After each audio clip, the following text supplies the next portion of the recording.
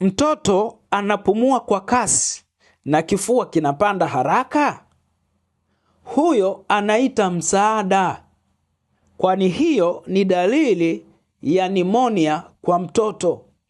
Dalili nyingine unapoziona zinaashiria ya kwamba mtoto wako ana nimonia ni pamoja na kupata homa kwa ghafla, mtoto kupumua haraka haraka au kupumua kwa taabu, mapafu ya mtoto kutoa sauti wakati wa upumuaji, mtoto kukosa hamu ya kula au kushindwa kunyonya, midomo na vidole vya mtoto kubadilika rangi na kuwa na rangi ya blue.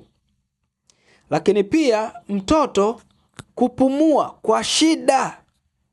Hizo zote ni dalili ambazo unapoziona kwa mtoto wako, tambua ya kwamba zinaweza kuwa zinaashiria uwepo wa nimonia kwa mtoto wako.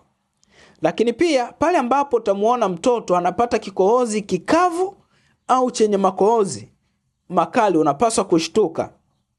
Nimekuwa nikiwasaidia watoto wengi ambao wanapitia changamoto mbalimbali za kiafya katika ukuaji wao, na namba yangu inapatikana kwenye bio. Tunaweza tukawasiliana kwa changamoto alionayo mtoto wako, nikaweza kukupatia ushauri utakaoweza kukusaidia kuimarisha afya ya mtoto, lakini pia pengine kupata tiba itakaoweza kumsaidia mtoto wako na kuwa na afya njema. Kumbuka ya kwamba mtoto mwenye afya ni ushindi wa familia. Mtunze leo, akutunze kesho.